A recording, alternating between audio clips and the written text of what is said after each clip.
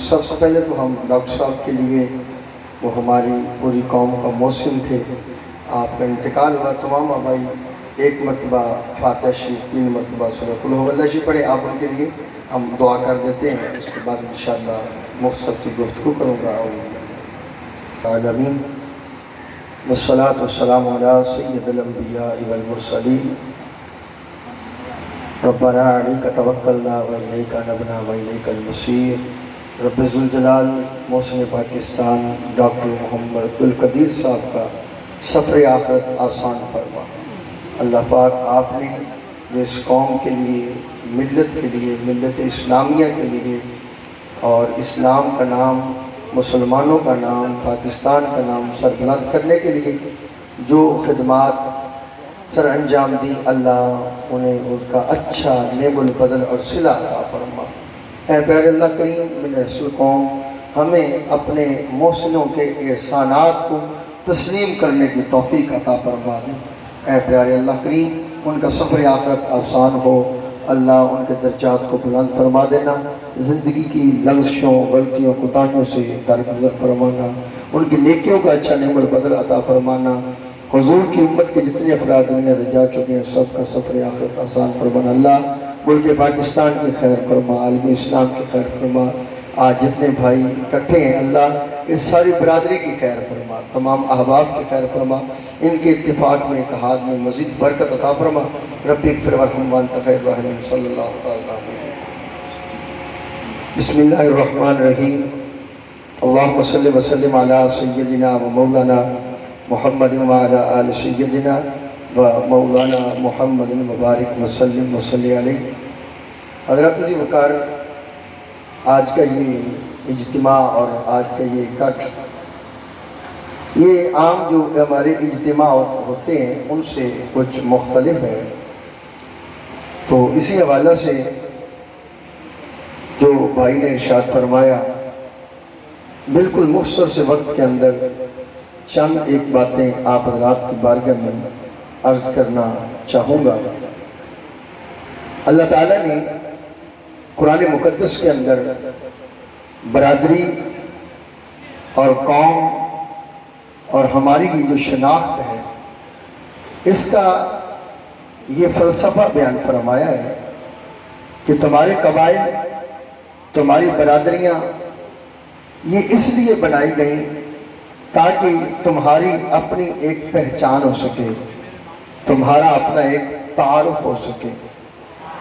اللہ کے نزدیک عزت والا، اللہ کے نزدیک شان والا وہی شخص ہوگا، ان اکرمکم عند اللہ اتقاکم۔ اللہ کے نزدیک عزت والا، وقار والا، شان والا وہی ہے جو تم میں سب سے زیادہ متقی اور پرہیزگار ہے۔ حضرت عزیز وقار، اگر ہم اسلامی اصولوں کو دیکھیں تو اس میں دوسری کوئی رائے نہیں کہ اسلام برادری کو بھی اہمیت دیتا ہے۔ اسلام ایک اپنی پہچان کے لیے، اپنی معاملات کے لیے برادری کے وجود کو باقاعدہ تسلیم کرتا ہے۔ مثلا ہم جس خاندان کے ساتھ تعلق رکھتے ہیں، اگر ہم نے اپنے بیٹے اور بیٹی کی شادی بھی کرنا ہو تو شریعت مطالعہ ہمیں سب سے پہلے کفو تلاش کرنے کا حکم دیتی ہے، اور کفو کے معنی یہ ہوتے ہیں کہ آپ کے جو ہمسر لوگ ہیں، آپ کے جو برادری کے لوگ ہیں، آپ کے جو قرب والے ہیں، ان کو شریعت ایک خاص اہمیت دیتی ہے۔ برادریوں کا اکٹھ ہونا، برادریوں کا جمع ہونا، بھائیوں کا آپس میں اتفاق کے ساتھ رہنا، اپنی شناخت کو برقرار رکھنا، یقیناً یہ بڑی اہمیت کا حامل ہے۔ اس کی ایک مثال دیتا ہوں۔ نبی کریم صلی اللہ علیہ وسلم نے اعلان نبوت فرمایا، اور حضور کے اعلان نبوت فرمانے کے بعد آپ کے علم میں ہے کہ عرب کے ماحول کے اندر ہر قبیلہ اپنی ایک خاص شناخت رکھتا تھا، ہر قبیلے کی اپنی ایک شناخت اور ہر قبیلے کی اپنی ایک اہمیت تھی۔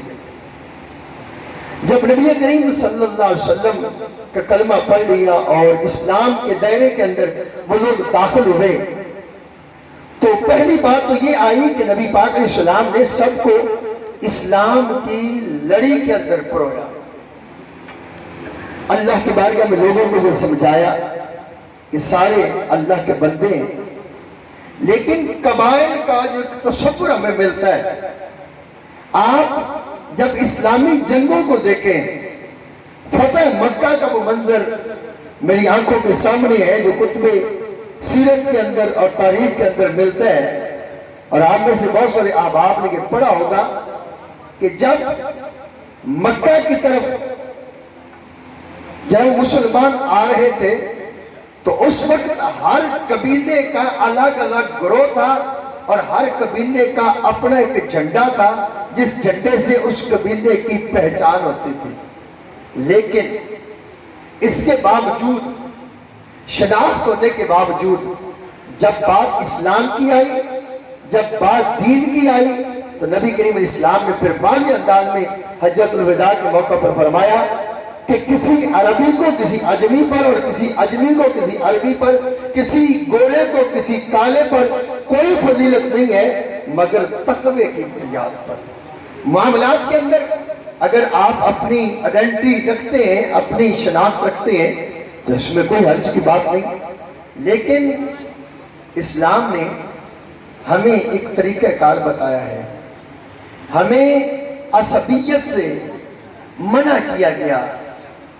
عصبیت کیا ہے کہ بندہ صرف اس لیے اپنی برادری کی حمایت کرے کہ یہ میری برادری ہے، اور صحیح معنوں میں بھی اور غلط معاملات کے بھی اندر بھی بندہ انہی کو پرموٹ کرے. برادری کے ساتھ ہوتے ہوئے نبی کریم علیہ السلام نے فرمایا انصر اخاک ظالما او مظلوما. حضور فرماتے ہیں اپنے بھائی کی مدد کرو، وہ ظالم ہو یا مظلوم ہو. صحابہ عرض کرتے ہیں آقا یہ بات تو سمجھ میں آئی کہ اگر کسی پر ظلم ہو رہا ہے اور وہ مظلوم ہے تو اس کی مدد کی جائے، ظالم کی مدد کیسے کرنی ہے؟ تو نبی کریم علیہ السلام نے فرمایا کہ ظالم کی مدد یہ ہے کہ تم اسے ظلم سے روک دو، اسے ظلم سے روکو. تو میرے بھائیوں، برادری کے اکٹھتا اور آپ کے اتفاق کا ایک مقصد یہ بھی ہونا چاہیے کہ جب تک ہمارے بھائی حق پر رہیں گے ہم حق کا ساتھ دیں گے. ہمارا اتفاق حق کے لیے ہوگا، ہمارا اتفاق انصاف کے لیے ہوگا، ہمارا اتحاد جو ہے اور اکٹھا ہونا جو ہے وہ اپنے مظلوم بھائیوں کی مدد کے لیے ہوگا. لیکن ہم میں سے بھی اگر کوئی راہ راست سے بھٹک جاتا ہے اور ظلم کے اوپر اتر آتا ہے تو پھر پوری برادری کا یہ حق بنتا ہے کہ وہ اتفاق کر کے اس کو اس ظلم سے روکے، کیونکہ یہی ہمیں شریعت بتاتی ہے. نبی کریم علیہ السلام نے فرمایا، حضور کی بارگاہ میں فاطمہ مخزومی نامی عورت کے بارے میں یہ بات پیش کی گئی کہ آقا اس نے چوری کی لیکن ہے بڑے قبیلے کی، اس کا ہاتھ نہ کاٹا جائے. فرمایا یہ تو بنو مخزوم کی فاطمہ ہے، اگر محمد کی بیٹی فاطمہ کا بھی ایسا معاملہ ہوتا تو میں اس کے لیے یہی اعلان کرتا.